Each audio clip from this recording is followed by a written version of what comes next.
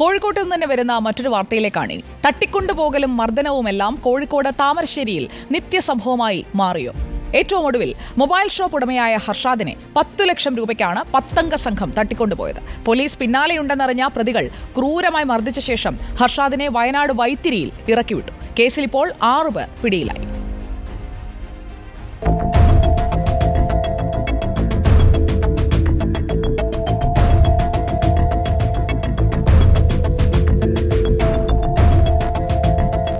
കഴിഞ്ഞ ശനിയാഴ്ച പുലർച്ചെ 12:30 മണിക്കാണ് താമരശ്ശേരിയിലെ ഭാര്യ വീട്ടിൽ നിന്ന് ഫോൺ വിളി വന്നതിന് പിന്നാലെ കാറെടുത്ത് പുറത്തുപോയ ഹർഷാദിനെ കാണാതായത്. പിന്നാലെ മലപ്പുറത്താണെന്നും 10 ലക്ഷം രൂപ വേണമെന്നും ആവശ്യപ്പെട്ട് വീട്ടിലേക്ക് ഫോൺ വിളിയെത്തി. പോലീസ് നടത്തിയ അന്വേഷണത്തിൽ തകർന്ന നിലയിൽ അമ്പായത്തോട് വെച്ച് ഹർഷാദിന്റെ കാർ കണ്ടെത്തി. ഇന്നലെ രാത്രിയോടെ ഹർഷാദിനെ വയനാട് വൈത്തിരിയിൽ അക്രമി സംഘം ഇറക്കിവിടുകയും ചെയ്തു.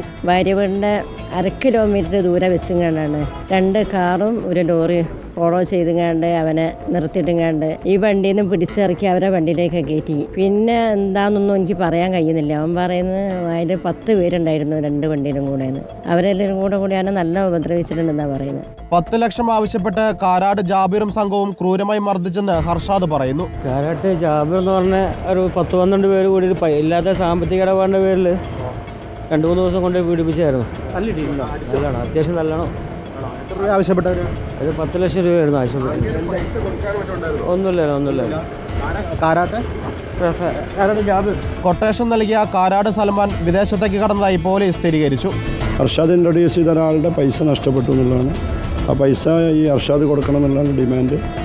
അതുമായി ബന്ധപ്പെട്ട് കൂടുതൽ വെരിഫിക്കേഷൻ നടക്കുന്നുള്ളൂ. കാരാട് ജാബർ ഉൾപ്പെടെ 6 പേരാണ് ഇതുവരെ കേസിൽ പിടിയിലായത്. ബലപ്രയോഗത്തിനിടെ പ്രതിയായ അമ്പായത്തോട് സ്വദേശി അൽഷാദിനെ പരിക്കേൽക്കുകയും ചെയ്തു. 10 ലക്ഷം പിടിച്ചുവാങ്ങാൻ 10 സംഘത്തിന് കൊട്ടേഷൻ നൽകിയതിലെ ദുരൂഹതയും പോലീസ് അന്വേഷിക്കുന്നുണ്ട്.